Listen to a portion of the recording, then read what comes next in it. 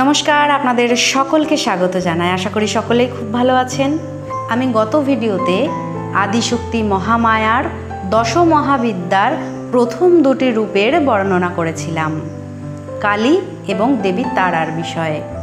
আর আজকে আমি দেবীর তৃতীয় রূপ ত্রিপুর সুন্দরী বা ষোড়শী আর দেবী ভুবনেশ্বরীর কথা আলোচনা করব।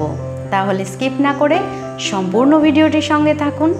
দশমহাবিদ্যায় দেবীর তৃতীয় রূপ এই ত্রিপুর সুন্দরী বা ষোড়শী।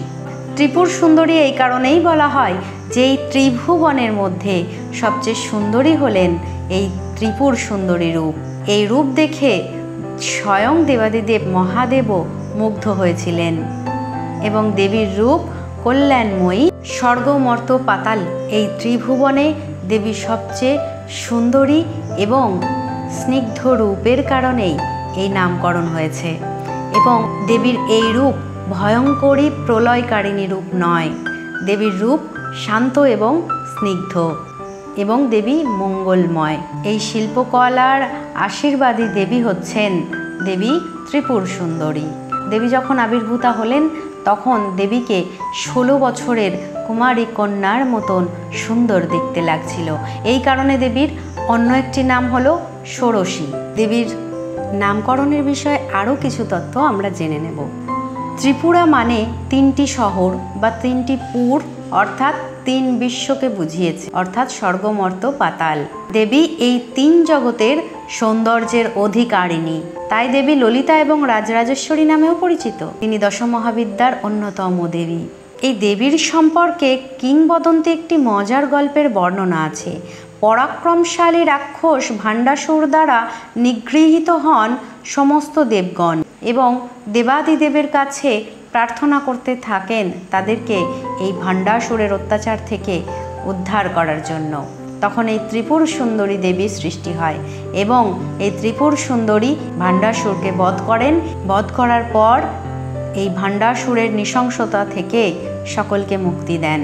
পবিত্র স্তোত্র ললিতা সহস্র নাম, যা দেবীর 1000 নামের কথা বলে, এই গল্পটি বর্ণনা করে তার মহান প্রশংসা।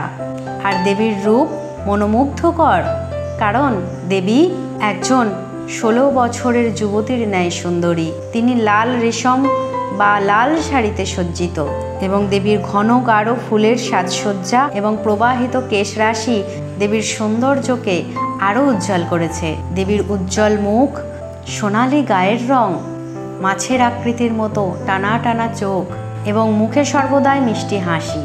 আর এমন সুন্দর রূপে দেবী আবির্ভূত হয়েছিলেন বলে স্বয়ং দেবাদিদেব মহাদেবও তার দিক থেকে চোখ ফেরাতে পারছিলেন না।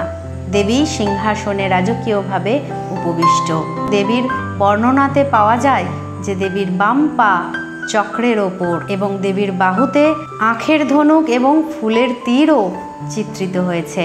দেবী কল্যাণময়ী রূপ এবং দেবীর চোখে মুখে মাতৃত্ব ফুটে উঠেছে। ত্রিপুরা সুন্দরী যতটা সৌন্দর্যের অধিকারী ততটা করুণাময়ীও তিনি। দেবী তার ভক্তের শুদ্ধ সাধনায় খুব অল্পতেই সন্তুষ্ট হন এবং ভক্তকে বর প্রদান করেন। পুরাণে কথিত আছে বৈবাহিক সমস্যা, ব্যবসা বাণিজ্যের সমস্যা, দারিদ্রতা, ঋণ থেকে মুক্তি পেতে পারেন এই দেবীর আরাধনায়।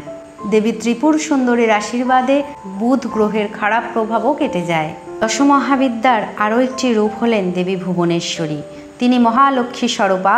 আদিশক্তি ভগবতী ভুবনেশ্বরী হচ্ছেন মহাদেবের সমস্ত লীলাবিভূতির সহচরী। তিনি ভক্তদের অভয় প্রদায়িনী ও সর্বসিদ্ধি প্রদায়িনী। ভুবনেশ্বরীর রূপ হচ্ছে সৌম্য ও অঙ্গকান্তি করুণ বর্ণা। যে রূপে ঈশ্বর রাত্রির জাগতিক ব্যবহার সুপ্ত থাকে সেই রূপই হচ্ছেন ভুবনেশ্বরী, অর্থাৎ ভুবনের ঈশ্বরী তিনি। নবোদিত সূর্যতুল্য প্রভাময়ী, চন্দ্রজার মুকুটমণি রূপে বিরাজিত, সদা স্নেহময়ী ধারায় পরিপূর্ণ তিনি। ত্রিনয়নী চতুর্ভুজা, বরাভয় ও পাশ, অঙ্কুশধারিণী কমলাসনা, সেই দেবী হচ্ছেন দেবী ভুবনেশ্বরী। দেবী ত্রিপুর সুন্দরী বা ষোড়শী আর দেবী ভুবনেশ্বরী রূপের সংক্ষিপ্ত বর্ণনা তুলে ধরলাম। ভিডিওটি কেমন লাগলো অবশ্যই জানাবেন। সকলে খুব ভালো থাকবেন, সুস্থ থাকবেন, সাবধানে থাকবেন। জয় আদিশক্তি মহামায়া।